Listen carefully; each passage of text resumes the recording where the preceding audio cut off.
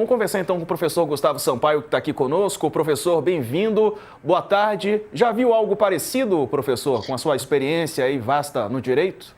Boa tarde. Não. 29 anos de advocacia, 29 de magistério e o Brasil me surpreendendo a cada manhã. Boa tarde, Diego. Boa tarde, Daniele Lima também, Daniela. Boa tarde a todos que nos acompanham no All News. Eu não nessa magnitude, Diego, porque, em verdade, nós estamos diante de uma mega operação que pode, inclusive, a depender do encaminhamento, mudar a história do país. Nós estamos diante de uma circunstância que pode mudar a história da nova República. Assim como nós tivemos marcos históricos como a Operação Lava Jato no Paraná, como a ação penal 470 do Mensalão no Supremo Tribunal Federal, a depender do que sair deste conjunto probatório, nós poderemos ter uma nova fase da nova República. Então, nesse nível de tensionamento entre o Supremo Tribunal Federal, órgãos de Polícia Federal, nada dantes visto, não, Diego. É uma novidade, sim. Nós temos que acompanhar atentamente tudo o que está se passando. Com toda certeza. Dani? Caiu o sinal da Dani, ela vai voltar daqui a pouquinho. Professor, e a gente tem observado também que até os ministros têm ficado surpresos, né, com as atitudes do Dias Toffoli, né? E ele dá broncas públicas também na Polícia Federal. A gente viu isso na decisão de hoje. A Dani trouxe aqui em detalhes. Isso também, né? Ele dizendo quando a operação tem que ser cumprida, dando a data. Isso não é esquisito também? Não é estranho? Não é fora do padrão? Fora do padrão mas pode eventualmente ser necessário, não é, Diego? Eu quero até por uma questão de seriedade profissional, científica, ética, eu quero até dizer que nós estamos num momento em que fica até difícil, Diego, fazer asseverações, fazer assertivas assim tão firmes. Por quê? Porque na medida em que tudo tramita em sigilo absoluto, e semanas atrás o próprio ministro Dias Toffoli determinou o grau máximo de sigilo sobre toda a produção probatória nos autos deste trabalho de investigação policial que está sendo levado a termo pela Polícia Federal. Então, sem acesso, sem informação, é difícil até valorar, compreende, Diego? É difícil até nós fazermos um julgamento em torno do que está certo ou não está certo, se o caminho tomado foi o caminho ideal ou é um caminho equivocado. Nós estamos também com essa dificuldade. Até porque lá no começo, para concluir aqui, Diego, e parece que a Daniela já conseguiu retomar o contato, lá no começo nós vimos que tudo tramitava sob supervisão de uma vara federal em primeira instância, como me parece que era a tendência natural. Todos esses crimes que tenham alguma repercussão contra o sistema financeiro ou contra bem, serviço ou interesse da União Federal, que envolvam dinheiros públicos federais, são crimes investigados pela Polícia Federal, cuja acusação é feita pelo Ministério Público Federal e cujo processamento originário é feito pelo juiz federal de primeira instância.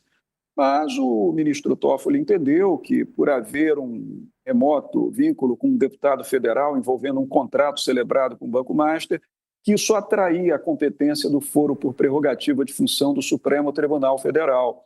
E isso traz uma consequência, Diego, porque o Supremo, como órgão de cúpula, como tribunal máximo da nação, e pequeno, que é constituído apenas de 11 ministros, sobrecarregados de tantas outras tarefas, o Supremo não é o tribunal ideal para ser processante originariamente de nenhuma ação penal. Não que haja ação penal, mas de supervisionar as medidas cautelares sobre essas investigações. Então, isso já começou a gerar uma série de dúvidas. E de lá para cá, as determinações de sigilo máximo acabaram tornando mais difícil o julgamento, a avaliação que todos nós, analistas, comentaristas, conseguimos fazer sobre esse caso.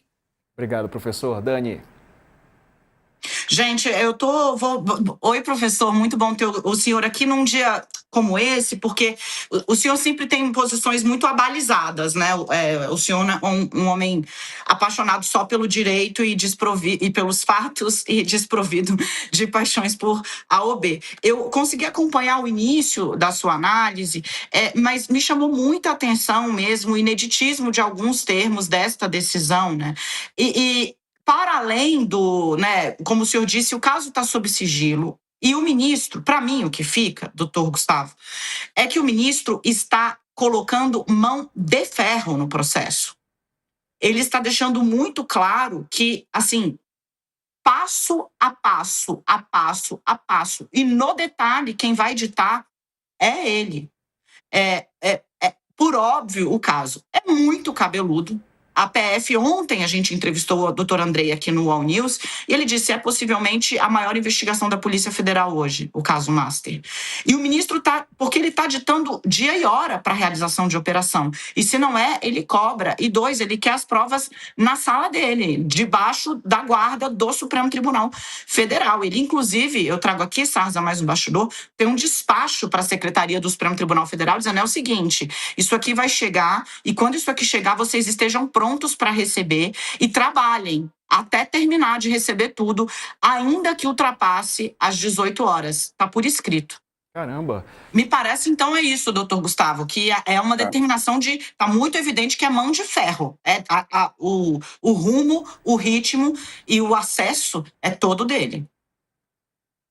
É verdade, Dani. Muitas vezes isso suscita incômodos na análise que fazemos sobre os poderes. Por quê? Porque há sempre lá atrás, por detrás da cortina que se esconde atrás do palco dessas grandes confusões da República, há sempre um pecado original. Observa, há sempre um pecado original. Então, quando lá atrás nós tivemos esse deslocamento da competência para o Supremo Tribunal Federal, porque o ministro Toffoli entendeu que havia um deputado federal envolvido num contrato celebrado com o Banco Master, o que a comunidade jurídica indagava era: mas uma instituição financeira de grande porte sempre vai ter aqui e ali um contrato celebrado com um parlamentar ou com uma autoridade que tenha prerrogativa de foro no Supremo Tribunal Federal. Se esse contrato não está relacionado ao objeto da investigação, então a competência não é do Supremo Tribunal Federal, compreende? Isso é o germe, esse é o pecado original, o germe de toda dúvida. Agora, como o Supremo já é, como diz o seu próprio nome, Supremo, e Supremo locuta causa finita, é ele que determina. Se ele chamou para si a competência pela razão do foro por prerrogativa de função de um deputado, a partir daí, o que cumpre mais ao tribunal, Dani, até porque nós não temos uma ação penal em curso, é muito importante dizer isso, não há uma ação penal pública em curso, nós estamos ainda na sede das investigações. O que o tribunal está fazendo é o que o Poder Judiciário faz: decidir sobre certos atos de investigação que não podem ser decididos pela autoridade de polícia, que são reservados ao controle judicial, como, por exemplo, busca e apreensão de certas documentações, computadores, prisão preventiva, prisão temporária, essas medidas cautelares penais que têm que ser tomadas pelo Poder Judiciário. Então, não há ainda ação penal. Ora, o que o tribunal pode fazer neste caso é determinar as providências à Polícia Federal, é instar, é concitar e controlar aquilo que vem do trabalho da Polícia Federal dentro dos limites do controle judicial. A partir do momento em que o ministro chama ao tribunal, revelando assim um ambiente de desconfiança sobre a Polícia Federal, porque só pode ser isso, chama ao tribunal o acautelamento e a guarda de toda a documentação produzida, que ela fique, inclusive, fisicamente dentro da sede do Supremo Tribunal Federal, trancada em sigilo máximo. Ora, isso acirra imensamente o terreno das especulações, sabe, Dani? E pior, num ambiente em que o Supremo Tribunal Federal já se expôs muito, porque há cerca de 18, 20 anos que o Supremo Tribunal Federal vem se colocando ou vem sendo colocado no meio do átrio das disputas políticas. O tribunal acaba ficando extremamente exposto. Aí vem questionamento de todo lado. É neste momento que a oposição no Congresso Nacional, a base do governo, quem quer que tenha interesse, começa a ventilar uma série de teses conspiratórias do porquê que isso tudo está sendo feito, né? Talvez melhor seria, Dani, que esse sigilo não tivesse sido estabelecido, ao menos não nesse patamar, para que as pessoas tivessem acesso de transparência pública e pudessem acompanhar o que está acontecendo, porque hoje eu posso asseverar o que fica de todos os lados é um cenário de profunda desconfiança sobre tudo o que está acontecendo. Pois é, o UOL hoje também traz outras informações sobre a Lormont Participações, que é ligada ao empresário Nelson Tanuri, citado já pela Dani agora há pouco. É suspeita essa empresa de ter participado de fraudes que teriam desviado dinheiro do Banco Master por meio de fundos da gestora Reag. A Tanuri foi alvo hoje de busca e apreensão pela PF. O UOL apurou que pelo menos 720 milhões de reais de supostos empréstimos tomados pela Lormont abasteceram fundos da Reag. O Banco Central suspeita que isso seja parte de uma operação para retirar recursos do Master. A reportagem é da Amanda Rossi, da Natália Portinari e do Fábio Serapião. Segundo fontes da investigação, 126 milhões de reais em cartas de crédito bancário da Lormont foram compradas por 2 fundos suspeitos no Master. Além disso, o UOL identificou que outros 597 milhões de reais em cartas de crédito foram transferidas em 2024 para um terceiro fundo de investimento da Reag, também investigado no caso de fraudes do Master. O UOL procurou as defesas de Tanuri, mas não recebeu resposta. A defesa de João Carlos Mansur disse que não teve acesso à investigação. E a defesa de Daniel Forcaro disse que não teve acesso aos autos e que o banqueiro tem colaborado com as autoridades. Isso demonstra, professor, que esse caso pode ser ainda mais grave, né? Quer dizer, o Master captava recursos no mercado e desviava o dinheiro por meio de fundos para laranjas ligados a Daniel Forcaro, né? Segundo a suspeita da PF. O que isso pode representar, né? Eu chego a dizer, sabe, Diego, que esse caso do Banco Master, voltando à parte inicial dos nossos comentários hoje, assim que nos cumprimentamos, esse caso pode ser um divisor de águas na história recente da República, porque quanto mais se investiga, mais se descobre. E se é fato, estou dizendo se é fato apenas em homenagem ao princípio da presunção de inocência, porque um jurista nunca pode considerar ninguém culpado sem o trânsito em julgado de sentença penal condenatória. Mas o se é quase que retórico. Se é fato que o Banco Master ele tem essas participações todas obtusas, envoltas nessas transações tenebrosas, ou ao menos dignas de muita desconfiança, já podemos afirmar que quanto mais se investigar, mais se vai descobrir, Diego. E certamente, no momento em que se instaura um procedimento de liquidação extrajudicial de uma instituição financeira, como aconteceu agora com o Banco Master, e ao longo da história da República nós vimos isso acontecer. Nos anos 90, nós tivemos casos muito importantes de liquidação de instituições financeiras. Você veja, Diego, por exemplo, o caso da liquidação extrajudicial do Banco Nacional, um caso célebre na história do Brasil, e de outros bancos que eram vinculados ao Banco Nacional, como o Banco Universal, que era sediado aqui no Rio de Janeiro. Nesses casos todos, não se viu o que se vê, ao menos neste patamar, no caso do Banco Master, que na medida em que a liquidação foi acontecendo, possíveis operações foram sendo feitas de modo a resgatar valores dessa instituição financeira e salvaguardá-los de eventuais constrições policiais e eventuais constrições até judiciais. Então, na medida em que isso repercutiu, e esse pode ser um dos fundamentos do sigilo em grau máximo, evitar especulações que definam sorvedouros de dinheiro do próprio Banco Master, mas certamente, como isso repercutiu muito, as investigações terão que ver todos os possíveis canais de vazante do dinheiro do Banco Master para fazer com que esses valores fossem, portanto, excluídos de qualquer constrição policial e judicial e mantidos, portanto, na salvaguarda dos seus determinados interessados. Sempre é claro, se houve prática de crime, em detrimento dos legítimos titulares dos valores, que são os correntistas do banco, aqueles que tinham aplicações financeiras. E, por último, Diego, com consequências graves, porque nós não estamos falando apenas de dinheiro privado, investido por atores privados, pessoas naturais e pessoas jurídicas. Não.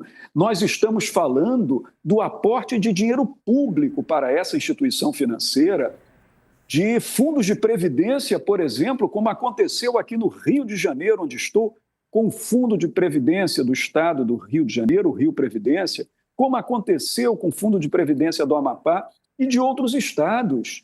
Isso é dinheiro, portanto, dos contribuintes que contribuíram para a formação dos seus montes previdenciários, com participação pública também, e que podem ter sido vertidos para essas operações ilícitas. Moral da história, para concluir, já me desculpando porque eu me alonguei muito, Diego, essas investigações, respondendo à tua questão, não só podem revelar novos braços desse vertedouro de dinheiro, como podem chegar também a quem? A autoridades públicas estaduais que potencialmente tenham influenciado seus fundos de previdência e instituições públicas a investir num banco como o Banco Master, sabidamente um banco que estava envolvido em situações, no mínimo, heterodoxas, que poderiam comprometer até a sua existência com uma liquidação extrajudicial. Caso muito grave, tudo pode aparecer a partir daí, Diego. Inclusive aí do Rio de Janeiro, estado de onde o senhor fala conosco. Professor, obrigado por nos atender. Um abraço para o senhor, ótimo trabalho e uma ótima noite também. Sarza, desculpa. Claro. Vai lá, Dani. Desculpa comprometer seus planos, Não, mas obrigada. Vamos lá. Eu queria aproveitar um comentário do professor para poder contar um pouco de bastidor e aí, se o professor, por óbvio, quiser reforçar o ponto ou reavaliar, acho que vale, acho que é mais do que vale, na verdade, que é o correto. Porque o senhor estava falando, né, professor, que o caso começa na Justiça Federal. Quando o Banco Central, no primeiro trimestre de 2025, o Banco Central vai analisar a operação, que é tão engraçado que esse caso foi ficando, e digamos, o fruto proibido, né, o pecado original, que foi a tentativa do BRB de comprar o Master, quando o Master já claramente estava insolvente, ou seja, muito mal das pernas, foi ficando de lado. Mas tudo bem. Quando o BRB faz essa operação, o Banco Central é obrigado a analisar, por força de lei. E aí o Banco Central vai analisar e aí bate o chefe da auditoria de fiscalização na porta do presidente do Banco Central e fala: amigo, isso aqui é horroroso, não é que é ruim, é que é horroroso. Porque a fraude é grosseiríssima. Fundo de pensão que tem os valores obviamente superlativizados. O próprio Vorcaro está botando dinheiro do bolso dele para poder fechar os balanços do banco. Assim, isso aqui tá bizarro. Aí, olha-se, decide-se fazer o procedimento mais estrito possível, ou seja, muito by the book, porque sabia-se que seria uma guerra. O Master estava jurado de morte, digamos assim, por concorrentes na Faria Lima há muito tempo. E aí o BC adota a cautela máxima, o que também vai ser depois, porque demorou e tal, não sei o quê. Eles vão pagar o preço, mas isso já era sabido. E aí o BC comunica à Polícia Federal que começa a investigação, manda para o Ministério Público Federal e fala: aqui é grave, o MP pede para a Justiça Federal a prisão do Vorcário de toda a direção do Master e a Justiça Federal fala: beleza. No meio disso, a defesa do Vorcaro, que tem não 1, não 2, não 3, não 4, mas 5 advogados, todos eles entre as bancas mais caras do país, né? Encontra, por isso que faz, volta ali pra gente olhar, porque eu quero ver o doutor Gustavo. O bom criminalista, doutor Gustavo, ele cava a falta. A gente já viu Castelo de Areia morrer por conta disso. Ele vai buscar a falha no processo, no código do processo. E aí a defesa do Vorcaro, eu vi aqui que a PF com o meu cliente um fundo que tem como beneficiário o João Carlos Bacelar, do PL da Bahia. Então, o deputado João Carlos Bacelar é deputado federal e por prerrogativa de fundo Supremo. Eu estou pedindo para subir o caso. tem essa menção. Se essa menção é ausente ou não para o caso ter ficado lá, como ficará, está evidente. Qual a chance do Toffoli devolver a investigação para a Justiça Federal? Zero. Está muito claro. Ausente ou não? Não. Sim. Aí cabe aos direito. Doutor Gustavo pode dizer. O sinal piorou. Digo. Piorou agora. Não está dando mais para te entender, mas você falava que o Toffoli, ele abrir mão e devolver para a justiça, chance zero. Era isso, né? Acho que parece que agora estabilizou. Zero. Perfeito. Zero vai ficar com ele. O debate essa menção ao Bacelar era suficiente para ele ficar com o caso? Vou esperar o doutor Gustavo Sampaio me dizer. O que o ministro disse nos bastidores, né? Com muita irritação, porque está tomando muita pancada. Aí, de novo, se é merecido, se não é merecido, tá tomando muita pancada, botou o Supremo numa vidraça enorme. Na semana em que ele estava tomando pancada, porque ele pega um avião para poder assistir o jogo do Palmeiras com o empresário amigo dele. No mesmo avião tem um advogado. Durante o voo, o roteirista de Brasil e o algoritmo do Supremo decidem que é ele o relator do caso. Já estava assim, pousa lá e fica sabendo. E o advogado de um dos diretores do Master estava dentro do avião. Então, assim, muita pancada, ele muito irritado, falou. A imprensa passa o dia inteiro, isso segundo os ministros do Supremo, tá? Porque aquela sala branca onde eles passam ali o intervalo, aquilo ali, se as paredes falassem, eu ouviria as paredes todos os dias. Mas consegui apurar, né? Muito irritado. Falou, olha, a imprensa passa a semana, os dias todos, dizendo que o caso Master vai pegar meio Congresso Nacional, que o caso Master vai pegar meu judiciário, que o caso Master vai pegar não sei o que lá, que tem não sei o que, não sei. E aí, se tá no Supremo, tá errado, se tem que sigilo bancário, fiscal, negócio bilionário, eu vou deixar os dados expostos. Assim, a justificativa dele é essa. Mas eu acho que a irritação acabou fazendo com que o ministro, de novo, né, tá usando luva, não é de pelica, tá usando luva de ferro, tá vestido assim, como o cavaleiro lá do século XV, entendeu? Ia pra cruzada.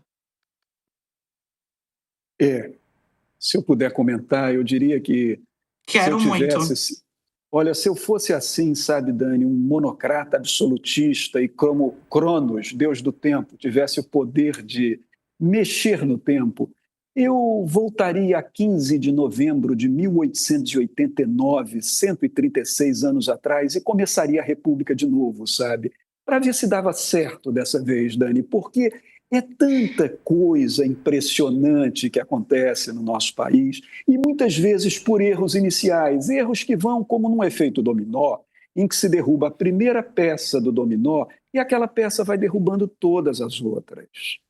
Eu sou de entender e não estou aqui julgando efetivamente as intenções do Supremo Tribunal Federal nisso, que espero, por pressuposto ou por pressupor sempre a boa-fé em tudo, sejam as melhores. Mas se não havia direta relação deste remoto contrato celebrado por um deputado federal com o Banco Master, veja, Dani, se esse contrato ele não dizia respeito ao objeto das investigações que estavam tramitando na Polícia Federal por provocação do próprio Banco Central do Brasil, que, afinal de contas, é uma autarquia federal respeitadíssima, é banco de cátedra do Sistema Financeiro Nacional, tem um corpo de funcionários da melhor qualidade.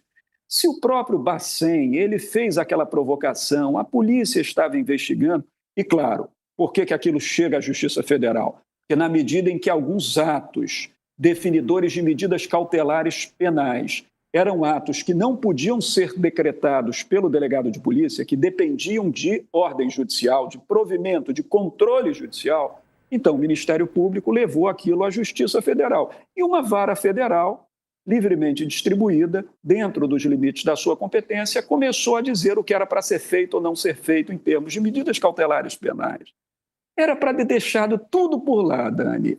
Essa assunção, volto a dizer, pode ter sido muito bem intencionada, mas essa assunção ao Supremo, ela acaba recolocando o Supremo no meio de um debate político, que é um debate político perigosíssimo, e, naturalmente, que gera um ambiente de desconfiança. Agora, depois que isso se consolida, o Supremo já chamou para si a competência, já entendeu que o envolvimento daquele deputado poderia ser tal a definir a competência do Supremo Tribunal Federal, porque se for isso, realmente o Supremo Tribunal tem razão. O foro competente para processar e julgar deputado federal é o Supremo Tribunal.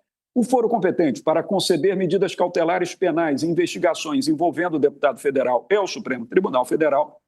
Agora que o Supremo já afirmou a competência, ele se coloca dentro de um campo de batalha. E, a partir daí, ele tem que tomar algumas cautelas que vão gerando um ambiente de desconfiança. É por isso que eu tenho dito, Dani, para concluir, que é preciso não apenas ser honesto, é preciso mostrar que é honesto, porque a sociedade brasileira não só precisa, ela merece confiar nas suas instituições.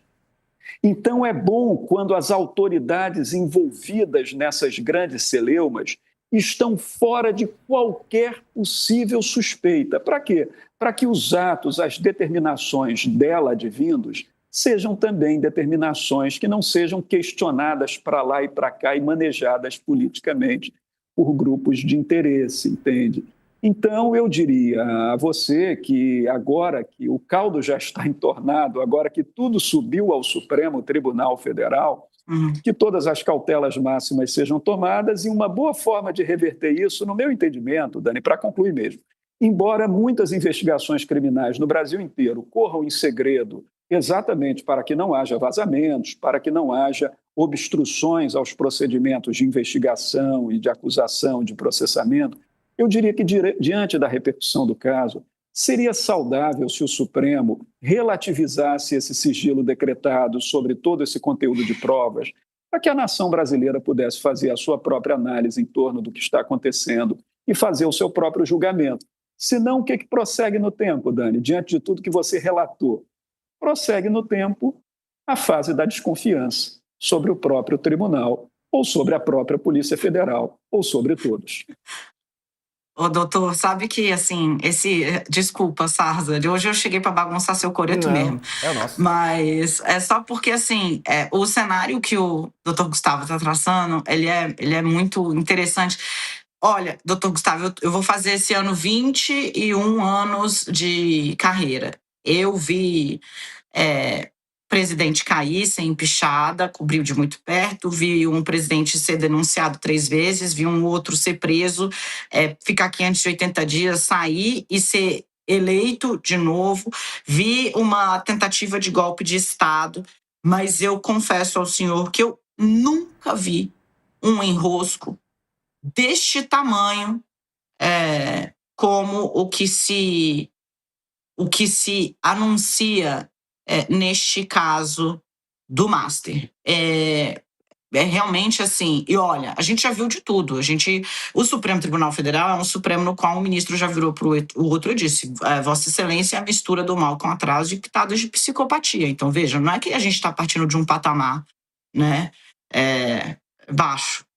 Realmente isso. E se este caso, a maior fraude contra o sistema financeiro nacional da história, não poderia ser pouco espinhoso, mas, de fato, vai demandar uma energia brutal para o país e para as instituições. Vamos ver.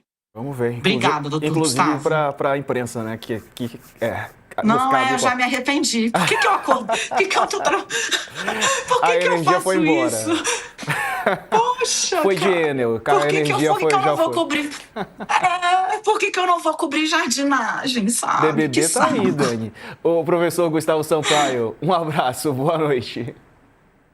Um abraço, Diego. Mas vamos seguir acompanhando, Dani, porque a depender, sobretudo, do que acontecer nessas eleições de 2026 e a depender do que se descobrir dessas investigações, muita coisa poderá acontecer na República, inclusive nada. Mas pessoas poderão cair, inclusive de posições muito altas. Nós teremos que continuar atentos.